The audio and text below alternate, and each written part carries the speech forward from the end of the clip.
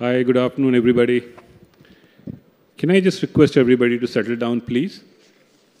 The reason why you're seeing two empty chairs here is because there's a congestion on SP Mark.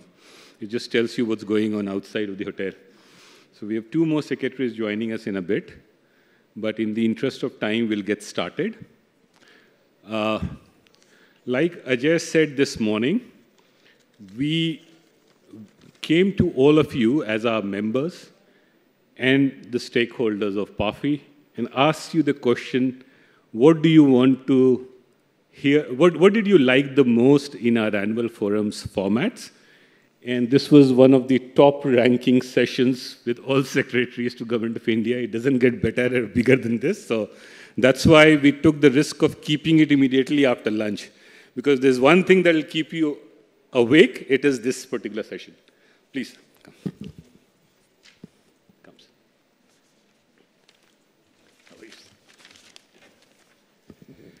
So, as you can see, this is probably, we can call it the galaxy of leadership in policy making.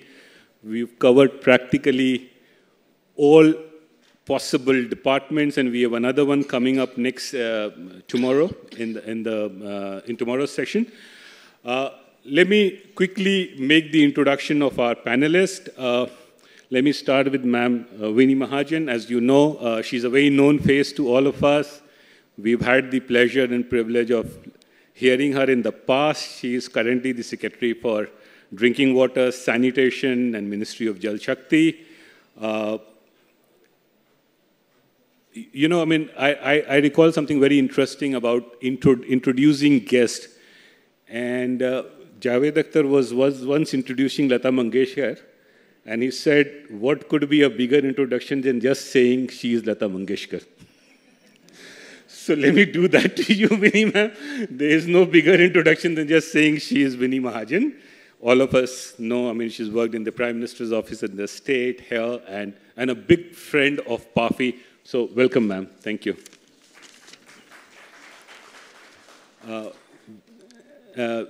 Next on the list is Mr. Apurva Chandra. He was here last year, if you recall, and he was in the midst of something very big, as INB secretary.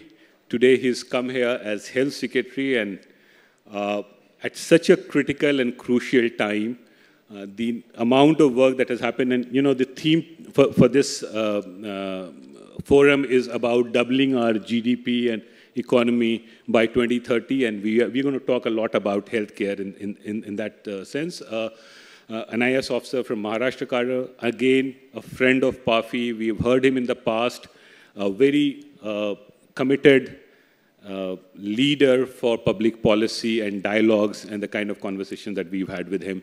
So welcome, sir. Sitting next to me is Dr. Arunish Chawla. I have had a lot of, I would say, privileges of interacting with him in last 1 year or so. Each time that I have spoken to him, I have enlightened and enriched my own understanding about, not only about healthcare, pharmaceutical, but also about life, and more so about economics. And we're going to talk about that in a bit. So welcome, sir.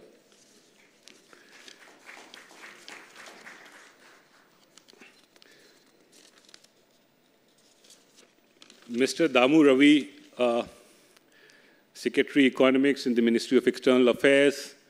Again, a very committed friend of PAFI. We have had the honor of hearing you on a couple of occasions. His doors are always open for public policy professionals. You can go and have conversations, seek his guidance, get as much wisdom as you want from him. And the reason why I'm keeping all these introductions short is because we really want to hear them speak a little more than just giving a very, very big and a long introduction. Last but not the least, Mr. Sanjay Jaju. We have swapped the position with Mr. Arunish Chawla. He's the INB secretary now.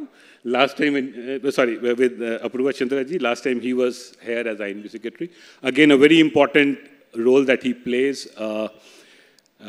We look forward to your deliberation, sir. And as the theme says we are doubling the Indian economy by 2030. The journey around that and the role of communications and information dissemination in that is a critical piece that we look forward to hearing from you. The session will be moderated by my colleague Chetan, and the vote of thanks will be given by Rakesh. Without any further ado, let me hand it over to Chetan to start the proceeding. Please feel free to ask questions whenever that occasion arises. Keep it short and keep it direct, and please also say who you are asking the question to. So over to you, Chetan. Hey, thanks a lot, Ishtiaq. First of all, it's a privilege to welcome all of you to this afternoon's, high-powered, extremely popular panel discussion, as Ishtiaq just mentioned.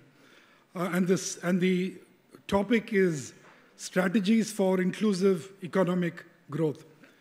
As India marches towards its audacious goals of being a $30 trillion economy by 2047, per capita income of $18,000, it becomes extremely important to ensure that the economic prosperity percolates down to the marginalized and the vulnerable at the bottom of the pyramid.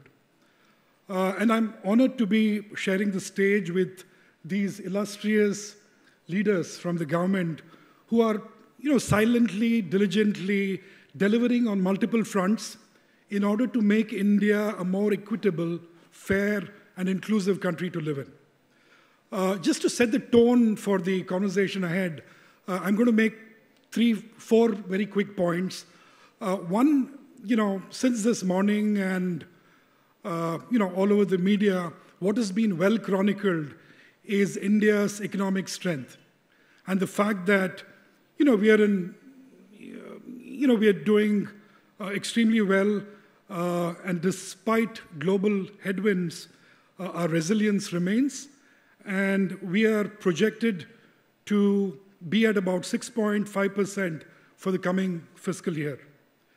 On the other hand, you have the Institute of Competitiveness that in a report says that the top 0.1% of this country account for 5 to 7% of the total share of the national income, and this gap is only increasing. This can have, huge ramifications for long-term economic growth as well as sustainable development. Again, on the domestic front, there is a need for a lot of, major policies to be undertaken, some of them, structural in nature. The need to enhance industrial competitiveness, improve manufacturing and logistics capabilities, bridging the rural-urban divide, ensuring, healthcare is taken care of, drinking water, et cetera, right? So that is a big sort of challenge that exists with the government. And of course, you also need to contend with the youth's aspirations in this country. We have a unique demographic dividend where less than 50% of India's population is in the age group of 25, and less than 65% are in the age group of about 35 years or so. So it's a young population raring to go. So how do you create jobs? How do you skill them? How do you find avenues to ensure that they're able to embark on an entrepreneurial journey are questions that policymakers will have to grapple with in the coming days. And again, what was mentioned this morning by the Niti Aayog chief was the danger of the country dipping into what is known as the middle income trap, where at some point the income level kind of plateaus, right? Low on innovation, productivity dips, and there is inadequate human capital investment that occurs. So what do the policymakers need to do to sort of take cognizance of this risk? And I'd like to end my sort of preamble by, again, illustrating and highlighting the manner in which India is well-positioned in the global arena. And again, going by all the discussions that happened this morning, it's extremely important that India positions itself as a trusted, strategic player in the overall global supply chains. Also, our role in international trade, investment, economic diplomacy becomes exceedingly important in this backdrop. With that, let me ask my first question to Mr. Damu Ravi. Essentially around the key metrics of what inclusive economic growth is all about. So when you sit down to frame or formulate a policy, what are some of those key elements that the policymaker needs to keep in mind to ensure that it is a comprehensive, holistic policy that does not have, sort of negative or adverse impacts on certain sections of the society or community? Well, thank you, Chetan. At the outset, let me congratulate PAFI for this excellent initiative and bringing. I'd like to congratulate PAFI for this excellent initiative and also for this 11th annual forum. So the subject of inclusivity, is something which not just for India, but I think at the global level it is being discussed quite extensively. If you look at the G20 forum, this is the important item that's constantly attracting attention amongst the global leaders. I think India played a very unique role during its presidency of the G20, but now the Brazilians have also talking a lot about the idea of inclusivity. I think next week, and Prime Minister will be in New York, the Summit of the Future will also focus on the inclusivity issue. Now, broadly speaking, what is the idea? So in very simple terms, a rising economy, a growing economy should be able to take everybody along and able to tackle their basic fundamental issues. And the prosperity is able to be spread across the socio-economic spectrum.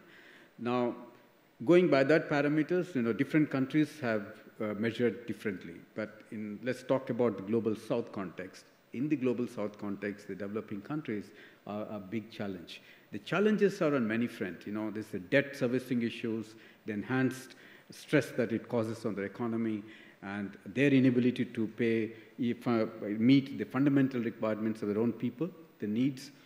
Then you also had the COVID. So there's a lot of stress created by the COVID, post-COVID time, and also the geopolitical tensions that countries are facing as a consequence of the tensions around the world. Now, if you look at it, the Sustainable Development Goals have really fallen short of the targets. We're just about 6 years to meet, but the achievement is just about 12% or so. But India still is a test case. What we achieve in India will make a big difference on the Sustainable Development Goals fulfillment. So we have done very well comparatively in that sense. And there are certain things that India can also guide countries in the global south. The most important thing for inclusivity is, are you able to bring in a rising economy, stable jobs? The job creation becomes a fundamental aspect in the inclusive growth. Not only is the jobs to be stable, but also the income levels should also rise along with the growth. So whether the economies and the policies that are being implemented are able to ensure these two, it becomes very, very important and critical. So today, securing and stabilizing the MSME, it becomes very important. The policies that go about bringing that change and sustainability for the MSME is important. So we believe that in the certain measures that can be taken is basically access to capital, access to technology. I think the competition between the big industry and the MSME should be healthy. And the most important is the digitally enhanced technologies, which India has taken a lead, has made a big transformation. And also is empowerment of the common man, because the income levels, the income that come to the people are able to be effectively used, and there is a leakages are reduced, and this all contributes to the common man's empowerment. And at the same time, we are able to move into a stable economic, predictable, transparent economic mode. So these are the preliminary thoughts that I had to share. Thanks a lot for that. And Obviously, we will touch upon the technology piece a little later. Coming to you, ma'am. Now, Mr. Ravi also mentioned the need for job creation to be a priority. And again, Niti Aayog in a report says that there is increasing platformization happening in the country, which is terrific. It's positive. But then you also have about 7.7 million workers, women, quite a number of them. How do you sort of bring them into the workforce? Are there certain reforms and measures that you recommend that the states focus on to really bring the women into the workforce? Thank you. Pleasure to be back at this event, which brings together corporate leaders and young minds interested in public policy. So we're talking about the ambitions for our country going forward. And clearly the ambition has to be inclusive growth. We've been talking about this for some time. And the need to make sure that everybody has the ability to dream, and a job is a very important part of that dream. So whether it's for youngsters in general or for women, you've asked me to specifically comment upon women. But let me step back and say one of the things that we also have an ambition for naturally is to make sure that there is a certain basic level of provisioning of services for all, for the underprivileged, for rural, bridging urban, rural, et cetera, et cetera. And we've always had this ambition. We've always wanted, education for all, health for all. We've wanted basic nutrition for all. We've always wanted basic infrastructure for all. But the moment you start thinking about the all, and particularly when you think about the almost 6 lakh villages in the country and the diversity of the levels at which they are across states and UTs, then you hit against the walls of the requisite amount of capital, but also so many other constraints in both the public and the private sector. And let me just quickly, because I have been working in this sector for the last few years, let me bring in Jal Jeevan Mission as a kind of a use case. So what was the ambition? And water is a state subject. So let's also keep in mind that there is this federal structure where there are many critical parts of the economy that are actually the responsibility of the state governments. And in fact, under the 73rd and 74th amendments, the responsibility of the local bodies, urban and rural, but which are so important from an overall perspective that the national government has been consistently over the years stepping in to provision those services at a level higher than might have been if left only to the resources and wherewithal of the states and UTs. And so as over time, the ambition grew to provide potable drinking water to populations. 2019, the country felt sufficiently confident, and the Prime Minister announced the Jal Jeevan Mission with an ambition no less than getting potable water into every rural home in every village in the country, and that's a little over 19 crore families. Well, today we are at well over 15 crores, out of which about 12 crores are the addition of the last 5 years. Some studies have shown that business as usual would have taken us to about 5 crores, so there's an extra 10 crores because of this articulated ambition. The ambition and the money. So we've already spent over 3.5 lakh crores, and there's more required because works are still ongoing. So there's the financial part of it, and the country therefore needs to have a pie which is large enough to be able to be allocated to issues like these. But then at the same time, money wasn't enough. So when state after state made tenders and put out bids, and they had a hard time just getting the DPRs ready, et cetera, because government departments dealing with this subject had never spent that much money. So 3.5 lakh crores in 5 years, compare that with a gradual increase over time, taking us to a peak of about 10,000 crores per annum. And this is, I'm not even counting externally aided projects, et cetera, adding to this. State after state found that they were not getting competitive bids because the private sector hadn't ramped up its capacities to deliver on such projects. And construction company after company would come back and say, we're not getting pipes because there are lakhs of kilometers of pipes required for water supply systems. So companies, GI pipe manufacturing companies, plastic pipe manufacturing companies were quickly scaling up capacities. But really that wasn't fast enough to meet the ambitions of the country. So we do have all those issues, and then we have the skilling requirements. So once you put in place the infrastructure, you also need to make sure its O&M happens, right? And almost all states give long-term O&M contracts, but the companies found that getting skilled manpower is a challenge. So look at all these issues in conjunction. A, you need these facilities for your people. You need jobs for your youngsters. You need opportunities, but you need to do something more to bridge the gap between the demand and the supply. So, for example, under Jal Jeevan Mission, we worked with the Skill Ministry to put in place a Nal Jal Mitra program so that you have in every panchayat at least 2 people multi-skilled to do these things. And now the challenge is to make sure the right people get skilled and then they are utilized by the panchayats, etc. And we have all this moving. Swachhta, we are talking beyond toilets. You're talking about lakhs of villages needing vehicles for door-to-door collection of waste. And by now, states have reported 5 lakh vehicles have been bought. But you need to make sure that they are suitable for different kinds of geographies, hill states. You need to make sure that they meet the requirements and aspirations. And for women, and particularly, water and sanitation are something which are really so important for women. It's still very much the task of the woman to get water.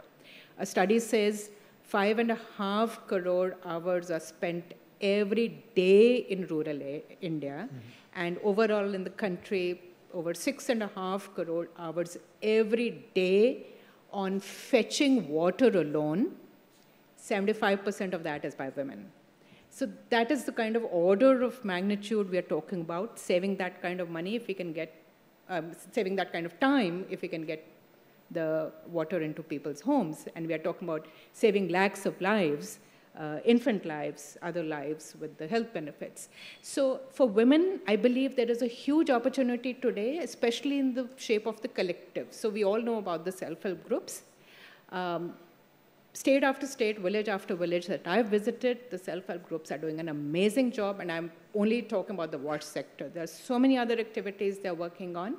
I think we really are in a situation where empowered women, especially when they are collectivized, when they're working together as an SHG, are able to take on economic activities beyond the standard pickle-making kind of stuff into service sector. And I think those are opportunities for women's leadership also to grow. So to end, in some states that I went, the anecdotal evidence from ground was that a lot of women associated with leadership positions in some of these activities have actually become sarpanches, and going beyond are taking on other elected roles. And I think that's really a great way of a bottom-up leadership positions emerging. So I'll stop for that. Absolutely, and as public policy professionals who are interacting with state governments, we kind of corroborate what you see. And increasingly across various state governments, there's a clear-cut realization of the need to focus on women, on self-help groups. And it's going to be interesting to see how they are able to expand and grow into other sectors. My next question to you, Mr. Sanjay Jaju, what would be interesting for the delegates here to really get to know and understand is, even as the government of India looks at disseminating information, useful information to the populace and citizenry at large, it could be on health schemes, it could be on a whole host of other social, campaigns that the government initiates. What has been your experience? We have a robust, widespread public broadcast system. Are there, innovative tools that you're looking at deploying in the coming days? How do you sort of, function in this sort of domain? Thank you. Yeah, indeed. I mean, in fact, the success of any government program actually depends on what we actually call it as Jan Bhagidari, which effectively translates into, whether you are able to disseminate the information as well as you are able to ensure that it's adopted and adapted by the citizens. But coming to the larger aspect of how to create an economy, and when you're talking about, we being the 5th largest economy, and in few years we are going to be the 3rd largest economy. And it's not just the information dissemination which is going to be critical. It's also going to be critical that if India is shaping to become the 3rd largest economy, it also needs to have an equal soft presence across the world. And I keep saying that in various contexts, that if you say, in the current day and age, what are the 4 basic needs an individual has? Food, shelter, clothing have always been understood, but I will add entertainment to it. I mean, entertainment in its myriad forms. So you have food, shelter, clothing, and entertainment. These are the 4 basic needs that every citizen has. And an economy that's growing to become the 3rd largest economy, it also needs to have its own soft presence across the globe, and which has to be commensurate with the size of the economy. And I think that's where we in this ministry are trying to push the soft agenda. How do we create a content creators economy in our country? And it is a huge segment. The entire media and entertainment industry, as you rightly pointed out, it's not just the broadcasting, the traditional broadcasting as we understood in the past, or the films that we understood in the past, but now you have a lot of new age technologies, you have social media, you have multiple methods in which entertainment is being consumed. So and this is a huge segment. It's not just an economic imperative, it also has an employment imperative. It's a segment which can employ a large number of people, and that's where, as was pointed out by the earlier speaker, you need to have the right skill sets. At the same time, you need to have the right content which flows out of our country and it's consumed by the world at large. So effectively, the whole India story needs to be taken far and wide, and the media and the entertainment segment would definitely play a pivotal role. And when we look at the overall size of the economy, any economy that's been considered as a super economy has always had their soft power going up wide and across. I mean, US has been exporting its soft presence across the world, and we have a system in which traditionally Natya Shastra has been song, dance, drama, emotions has been part of our ethos, cultural ethos.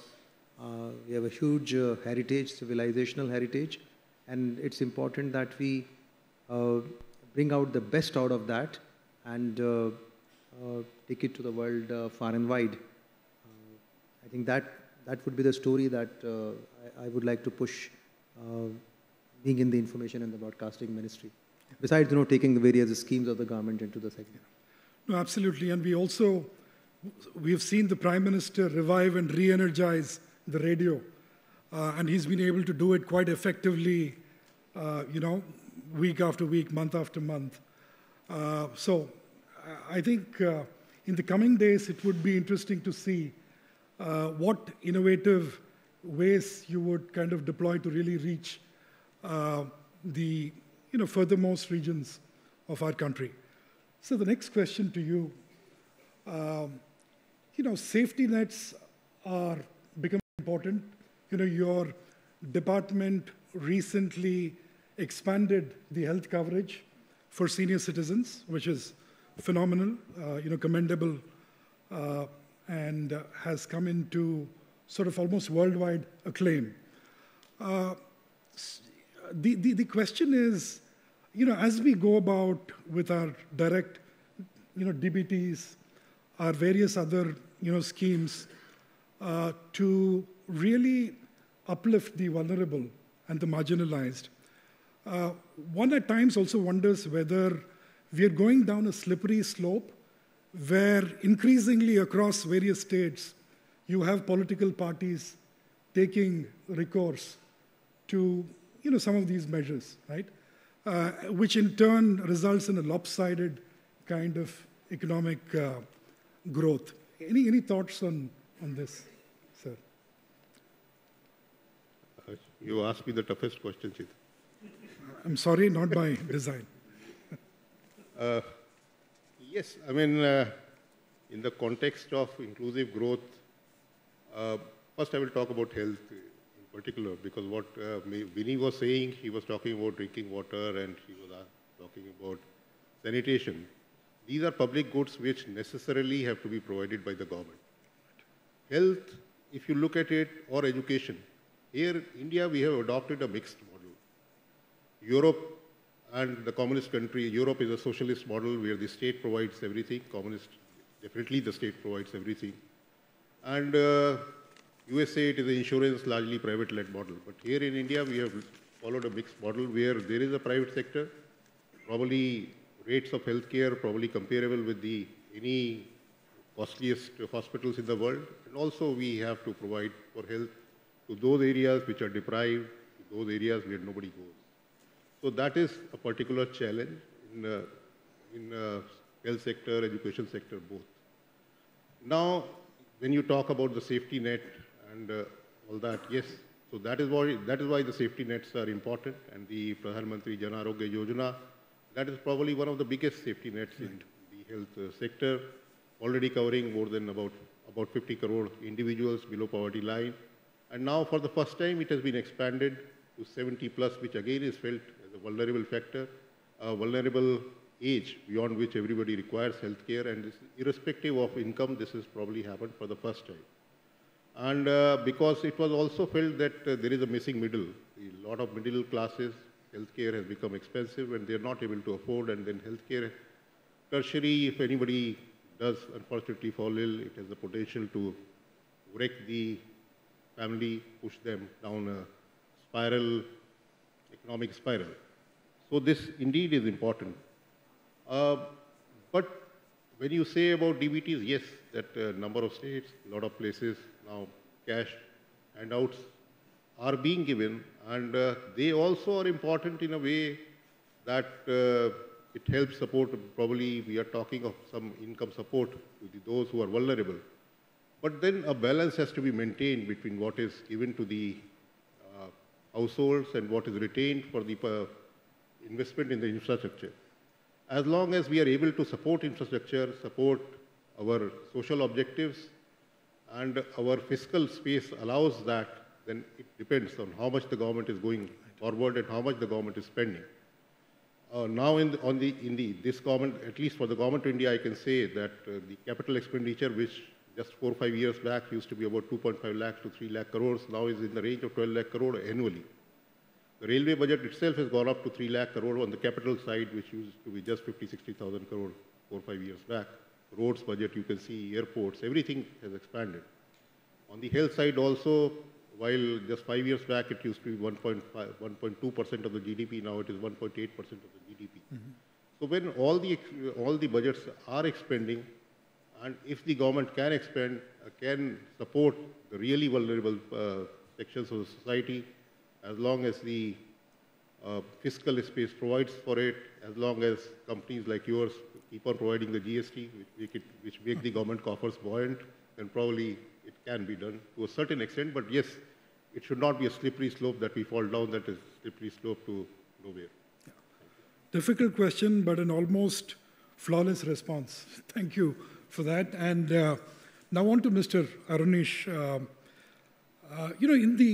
On the pharma side of things, there has been an effort and endeavor to really, manufacture and create formulations that are cost-effective and affordable. We would be keen to know more on the Government of India's thinking in this direction.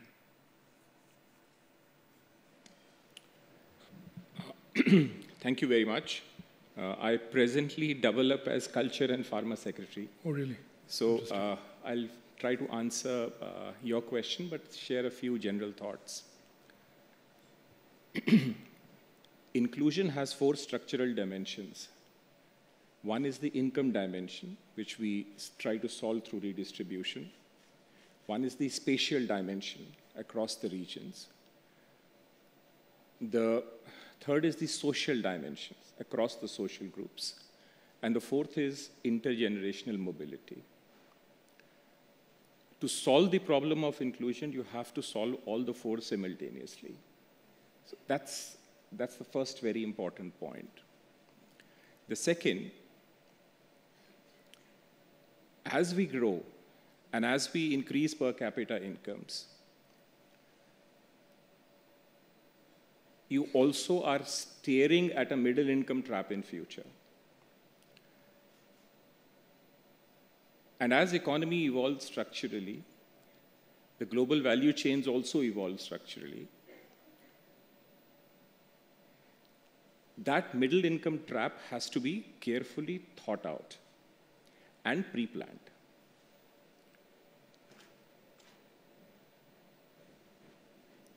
Taking an example, say, India from the pharma sector, of which I have recent experience. India is the pharmacy of the world. We've already earned that sobriquet and earned it through a lot of hard work.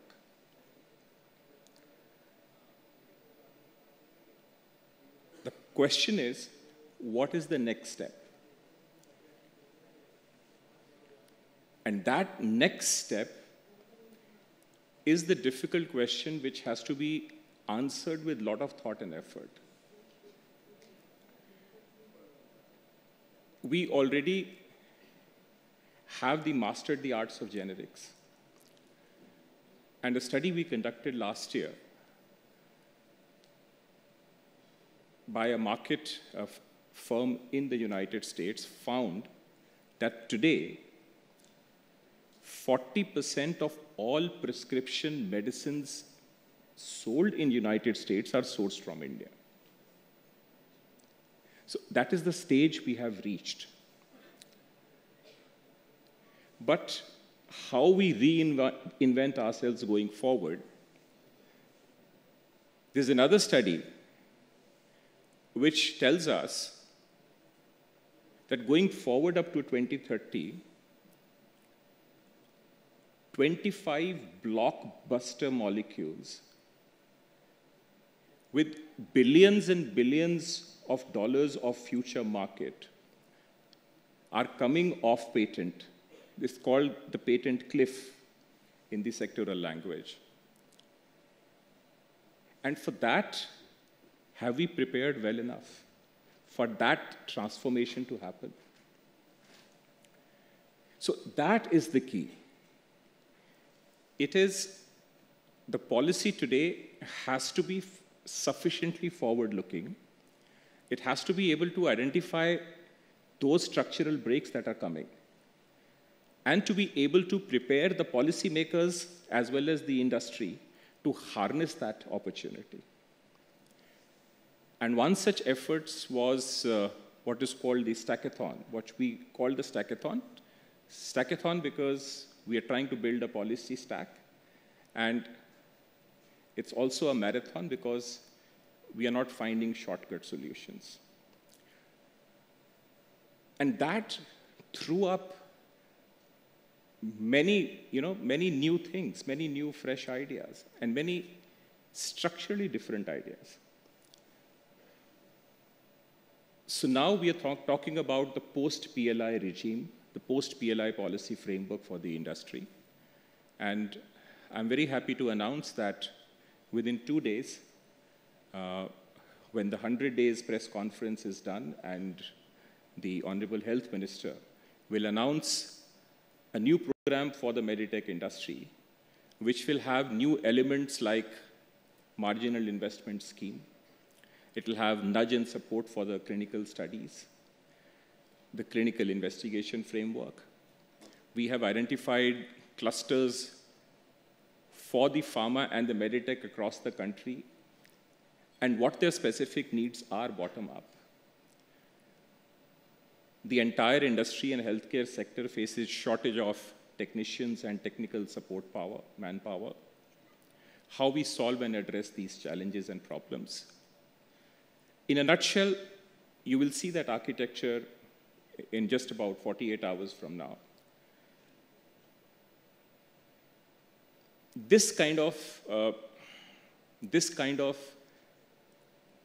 preparation for structural change or the middle income trap, that would hit us very soon. See, today we've already reached a level of $25,000 per capita income. We are growing at 7%. Another 5 years on, we will be reaching a middle income trap. How we cross that middle income trap, how we cross it across all different sectors, and from there, how we genuinely become a $10,000 to $15,000 economy is, to my mind, the key question that we need to address and solve going forward. Thank you.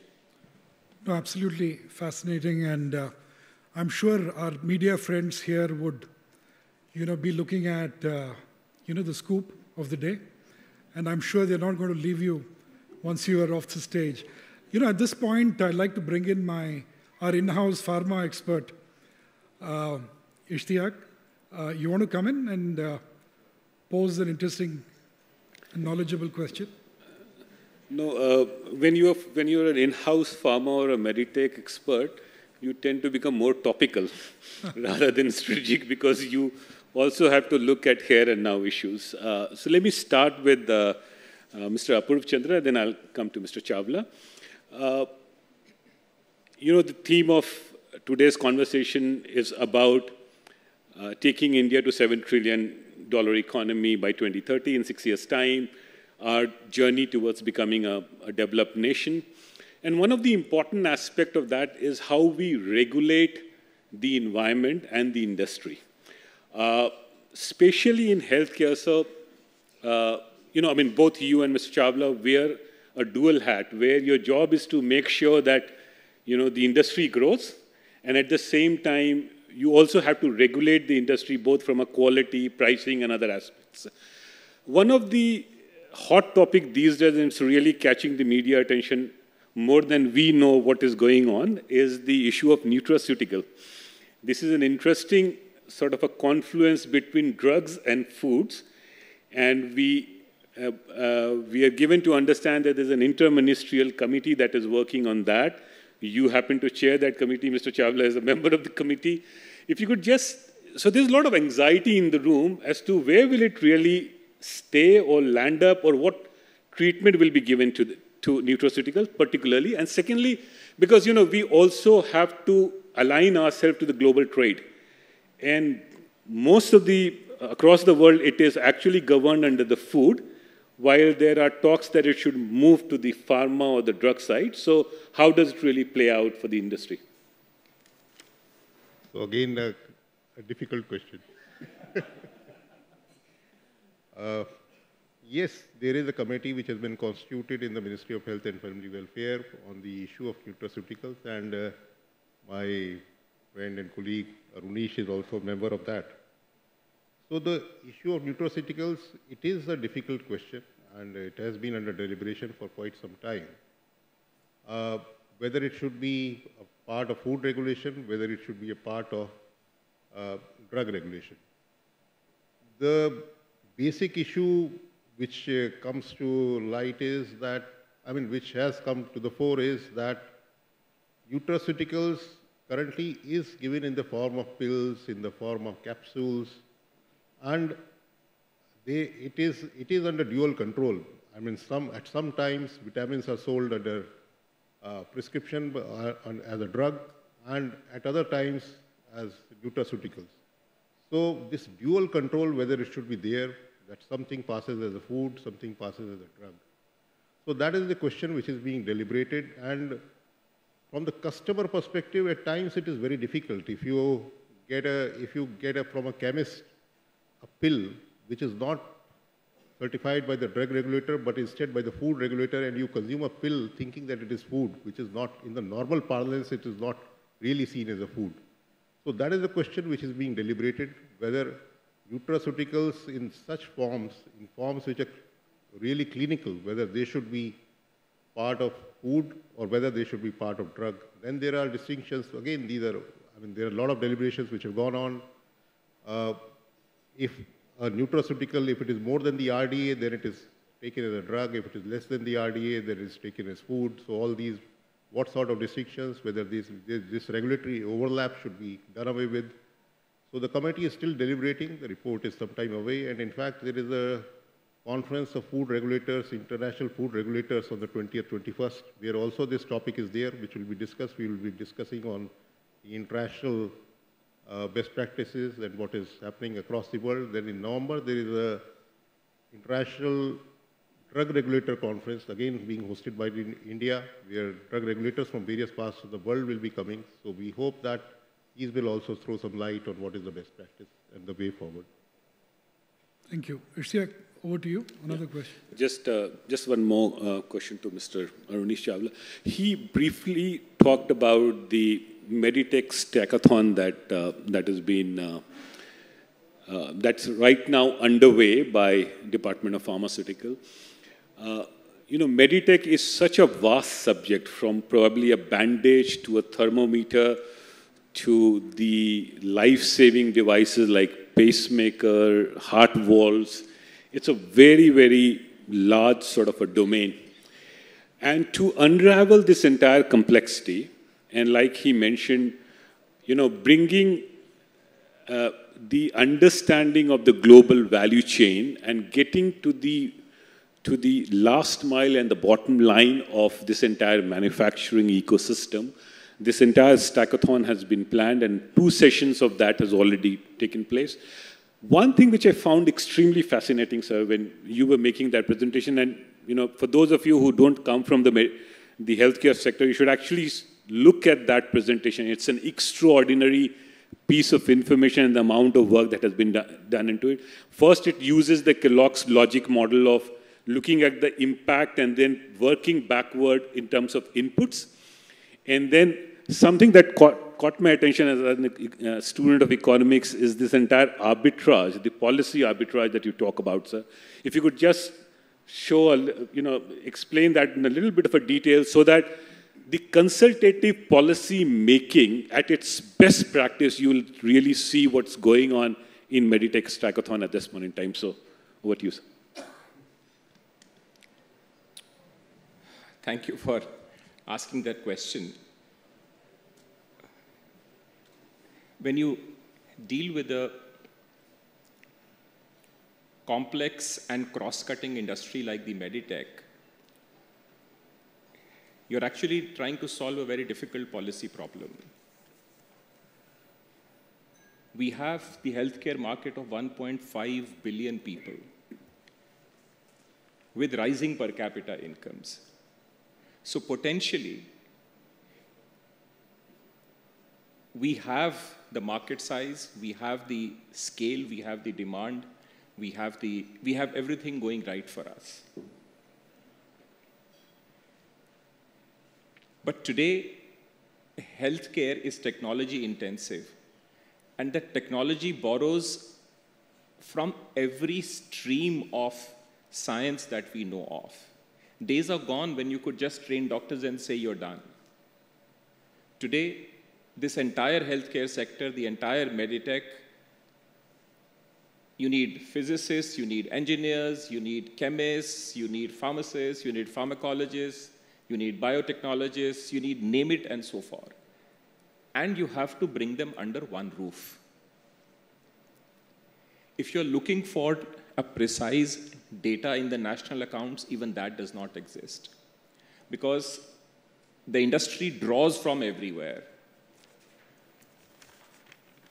The value chains are also globally integrated. And if you need medical grade metals, the general steel industry or metal industry does not make it. If you need biocompatible materials, the general industry in the plastic or petrochemical sector does not make it. And so on and so forth. So you have a very complex problem to solve. And for a 1 billion people in a healthcare sector, you definitely need the base of the industry within the country. You will not substitute everything, but you must have a base and you must be integrated with the global value chains. To solve this problem, we had organized the Meritech Stackathons so that all the experts from the industry come together. And it was a fascinating experience. 100+ industries in the sector, the top names, the best of them, with the best of minds took part. And one very interesting aspect that came out was a number of arbitrages that we face. Normally, we just think of the price arbitrage that needs to be solved. But that is a very small part of the problem. You have tax arbitrage lurking with you all the time, which we normally don't, which skips our attention. For example, if you genuinely made and constructed a value chain, then are the input tariffs, custom duties, or your external sector tax policy aligned with the value chain or misaligned? The way you have yield curves in the financial market and they give you different signals, you will find you have all different kinds of patterns, inversions across the spectrum of any given industry at a time. If you were to repeat the same exercise for, say, GST or indirect taxes within your economy, a similar picture will emerge. That is fascinating. And this has a very forward, and it's a very serious impact on the industry, because something like an input tax credit getting stuck for 6 months or taking 1 year to come, the policy does not have time value built into it. Our budgets don't have time value built into it.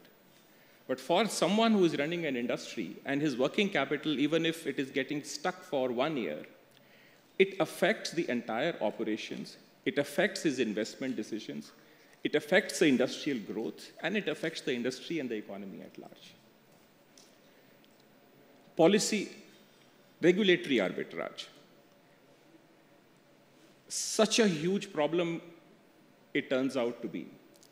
You have an industry split up between the center and the state regulators.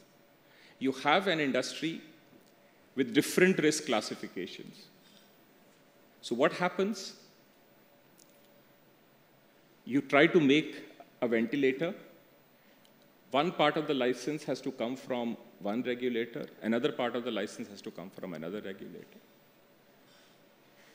You try to make an anesthesia machine. One part will get licensed somewhere else. Another part will get licensed somewhere else. Regulatory arbitrage, you make generics, you create a system for that, but then you have the large molecules now. You have the biosimilars. Should you create a mechanism for them, like mechanism for pharmacokinetic and pharmacodynamic studies like the generics, or you should create another layer of phase 1 to phase 3 and phase 4 clinical trials all the way for 5 years? So these are the kinds of difficult questions and the regulatory arbitrages that continuously come up in the system and that need to be solved. So the idea behind the whole exercise was that we should be able to identify all these arbitrages which exist in the policy framework and be able to resolve them systematically to be able to go forward. Thank you. No, thanks a lot. Again, fascinating topic, fascinating area, and we will probably have to invite you into one more of our sessions on another day. What I thought was 2 more quick questions for the panel, and then we turn it over to the delegates here to sort of chip in with their thoughts and questions. And my question to Mr. Damu here, on the topic of technology and DPIs, there is an effort on the part of the Ministry of External Affairs to, bring together the global South and, really proliferate and propagate the goodness of our DPIs. So can you give us an insight into what exactly the thought process is there? Thank you, Chetan. I'd like to put it in the context in terms of how the DPIs are so important, the digital public infrastructure and the products that come out of it. It's so important for inclusivity, the inclusive growth. I mean, we said these are the low-cost solutions that India has successfully introduced within our own country, and it is time for us to also support the countries in the global south. Not like, we have something to teach them, but I think it can be customized and countries can learn from each other. So in a manner that the recipient country is comfortable with the idea. So nothing will be superimposed from above. So our approach has been quite successful. It's a work in progress. We are trying to discuss with countries how we can help them to set up the Aadhaar platform, for example. And we are willing to even support it with grant for a pilot project so that the countries test its success, and then the industry can step in. So that process is on, and we see a lot of interest from the industry itself who want to take forward that idea of introducing the Aadhaar platforms in the global south, particularly in Africa, neighboring countries. We are in talks. In the digital public infrastructure space itself, some experiments have been successfully introduced. For example, look at education itself. The education area is the eVidya Bharati and the e-Arogya Bharati concept, which is using the internet-based technologies to take education to African countries. It's been one of the most successful programs we've introduced, reaching up to 50,000 students. But now I see even more vibrant entrepreneurship in the country, they're using even the toolkits, and the digital toolkits that they're willing, it's like in a suitcase box, they can carry it and then replicate it across the schools and colleges, customized to the local needs. Now, these kind of models are very, very successful, being introduced in many countries. Again, the Ministry of External Affairs will be happy to support any initiative of the entrepreneurship which wants to step in that. The third one is actually in the fintech space. Fintech space is truly empowering the common man. So we are in talks with many countries in Africa and the neighboring countries, including with the developed countries. The solutions that we have introduced in India successfully have been very welcomed and appreciated. And Tanzania is a very classic case that, we are using technology to be able to make payments in each other's currencies. So that means that you are trying to be less dependent on the hard currency, which I believe, again, is very empowering a country, because countries today in the global south are short of hard currency. So if you are able to bring in, through the technology of the DPI, enable countries to do trade settlements in the national currency through the technology-enabled mechanisms, then that's truly empowering. But let me come to the broad idea of how, as Ministry of External Affairs, through the economic diplomacy and the missions abroad that are spread over almost 200 countries, our missions and ambassadors, almost like the CEOs, they would be very happy to support any interest from the entrepreneurship to take these technologies to those countries, and we will welcome it. We in the Ministry of External Affairs will back you fully on that. Thank you. Thanks a lot for that. And ma'am, question to you. And striking an alarmist note, our cities seem to be running out of potable water. I don't know whether that is alarmist or a realistic sort of portrayal of what's happening on the ground. But what has been your experience engaging and interacting with the state governments on some of these, issues, which are, real and which could really, strike at the core of our sort of growth vision? Thank you for asking that, because if you hadn't asked me, I would have wanted to speak about this in any case. I was coming just now from the Indian Water Week, and we have together global and national experts on the issue of water. But in any case, it's very much on top of mind in the Ministry of Jal Shakti, but I'm pleased to say that I think we see growing appreciation of the issues across many stakeholders and across many stakeholders who matter. It's not just cities running out of water. I think we need to be very clear that water is a very scarce resource in India. The statistics, the numbers are, serious enough. 4% of the world's freshwater sources, 17% of the population, so on and so forth. But climate change and the variability that brings in is really compounding the issue. So when we speak of water, we have to recognize that even as for the citizen, it's basically drinking water and associated uses which matter. The elephant in the room for water is, of course, agriculture. So first and foremost, you have to think about agriculture. You need to think about the need to provide nutrition to all your citizens and a growing population, although growing less fast, but still. And so this whole concept of more crop per drop.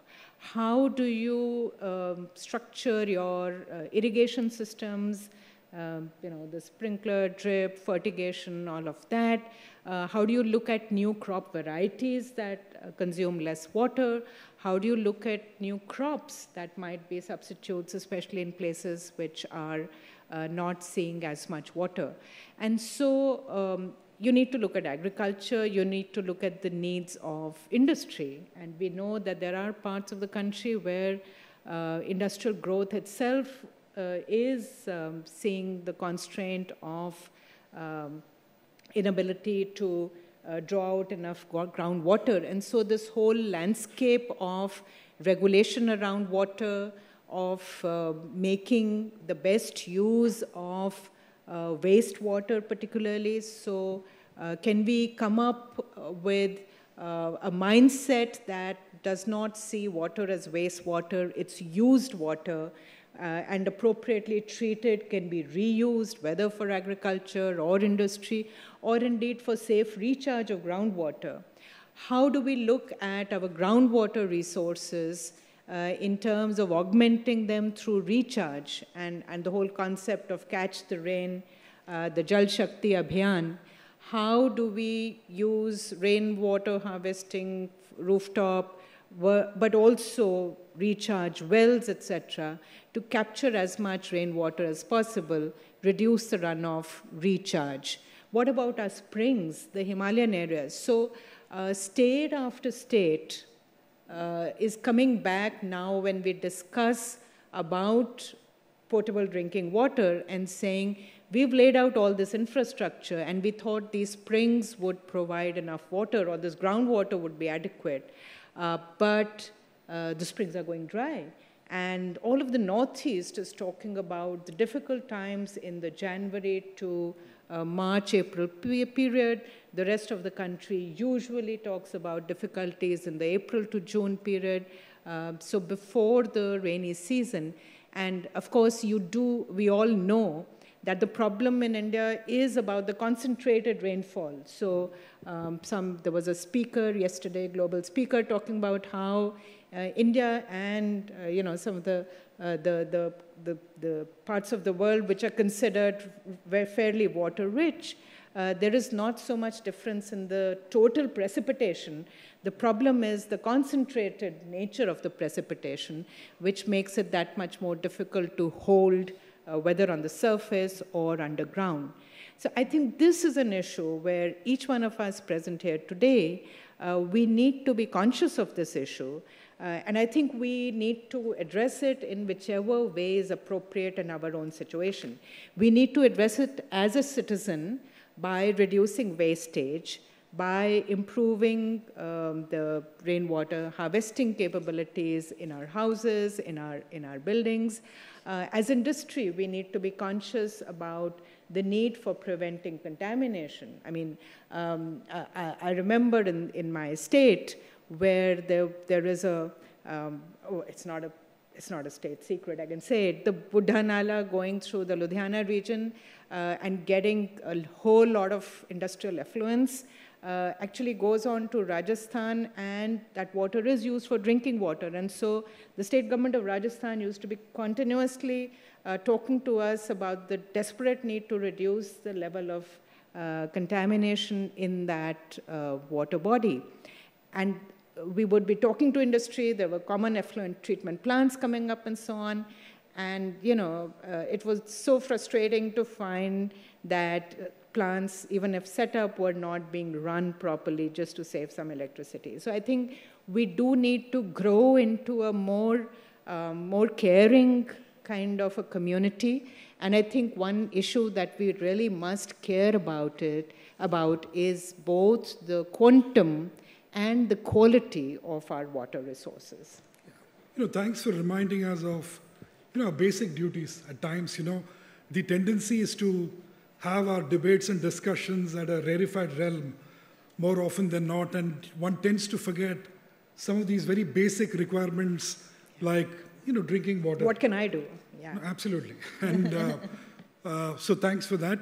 So very quickly now, moving on to our delegates here, our esteemed delegates. Now we have time for maybe 2 quick questions before I kind of wrap it up. So that gentleman there, yeah. Keep it crisp and introduce yourself, please.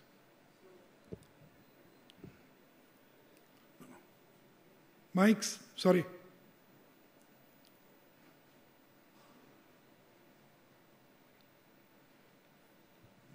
Across pharmaceuticals, across healthcare, across water, the thing that I've noted... Can you very quickly introduce yourself? My name is Arun Kumbat. I come from an organization called Libra Social Research Foundation. We specialize in digital health, but my question is to a number of issues here raised in the pharmaceuticals. I mean, we've been through more than one patent cliff, and water and all the other issues health that discussed. I think the common theme that I want to raise in this is that finding and repurposing and contextualizing technologies can solve a lot of these problems. For example, if you refer to the patent cliff, we've paid no attention to novel drug delivery systems which have both middle-income pharmaceutical trap implication as well as a public health implication. We have paid no attention to that. Same thing for water. There are a lot of marine technologies that can be repurposed to solve the kind of water issues that Madam was talking about. Why don't we build in finding and repurposing of technologies into these hackathons that we talk about? So, over to you, Mr. Arunesh, and then, Madam, you want to give it a shot too? I mean, I completely agree, actually. And that is the purpose of whole policy transformation that, the government is trying to take through the Viksit Bharat initiative and the Viksit Bharat vision. That is what it talks about.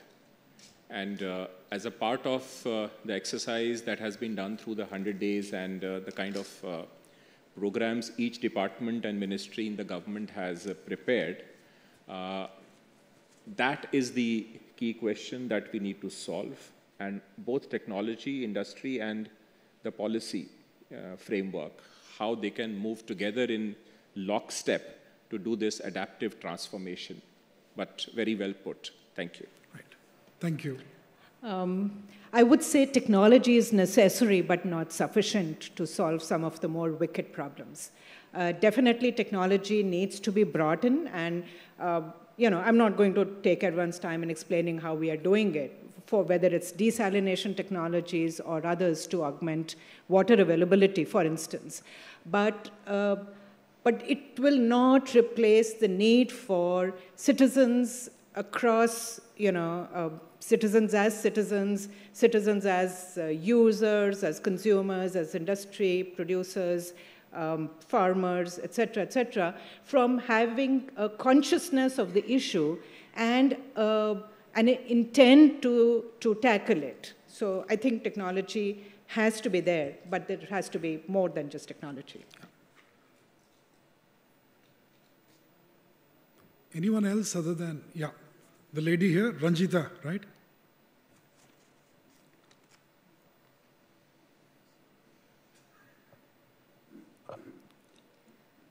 My name is Ranjita Sood and I'm from Abbott Healthcare.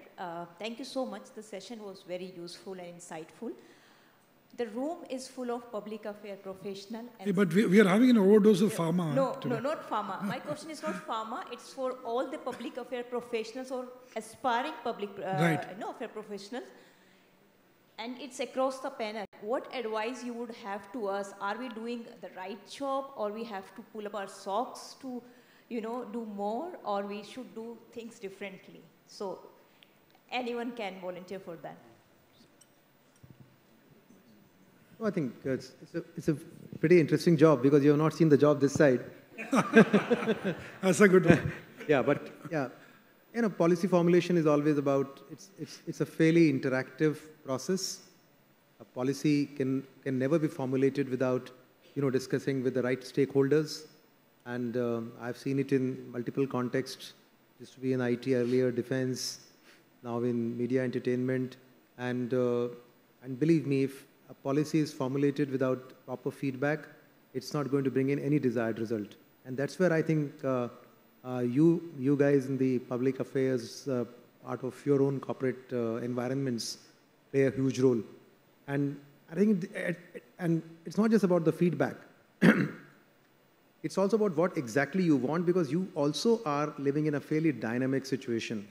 For example, if I look at the industry that currently I handle, technology is a huge disruptor.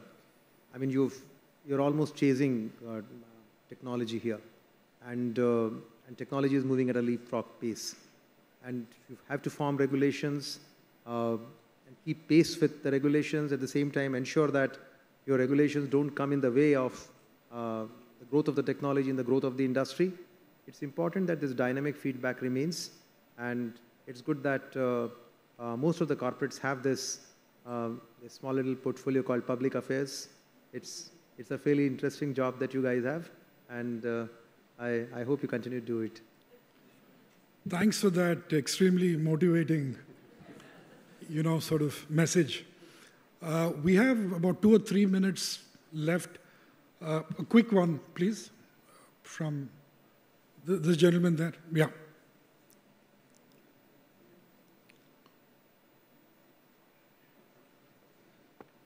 Hello, my name is Pramit Lahiri. I am a LAMP Fellow, which stands for Legislative Assistant to Member of Parliament. So my job effectively is to help my MP to create effective parliamentary interventions. And currently I am working on a private member's business. And I realized that what you were saying, that interaction with stakeholders is so very important. Sir, this term which you used, which is regulatory arbitrage. So I realized that in every concurrent matter or stateless matter, that so many secretaries are sitting here who deal with a lot of issues which are in the concurrent list as well as the state list. How do you go about, or what sort of advice would you give me that if a lawmaker is considering to create any legal interventions on concurrent or state issues, what sort of things should I consider so that I can remove instances of regulatory arbitrage? So you want to comment briefly on this? Yeah.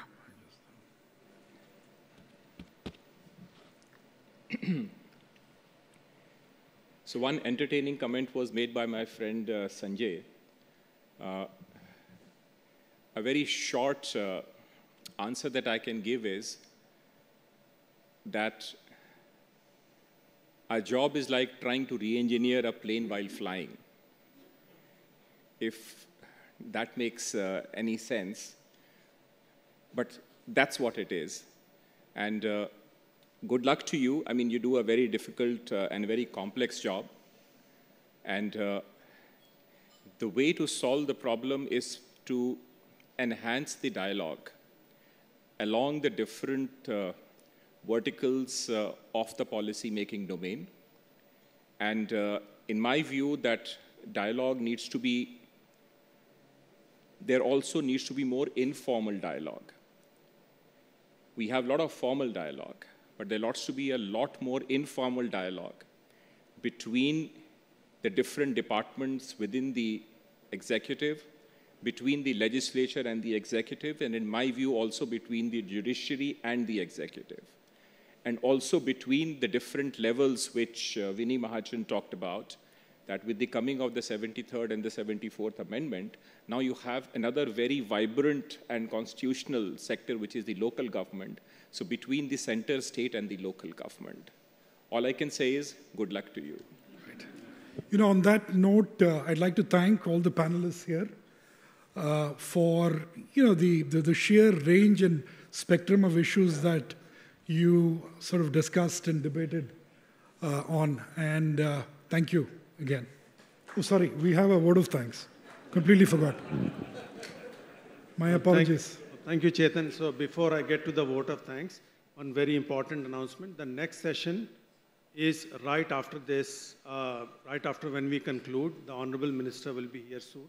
So I request you all to remain seated and not break for coffee, tea, or beverages.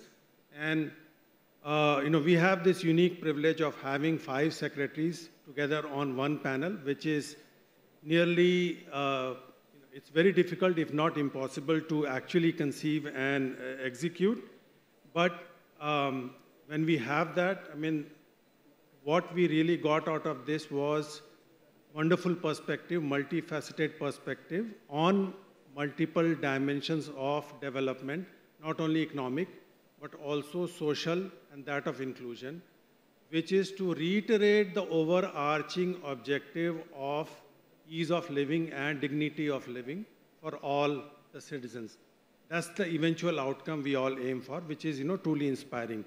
I will not try to summarize the session because it is far too ambitious. I mean, to do it in a short time and for a person like me to do it, I mean, given the eminence of this panel.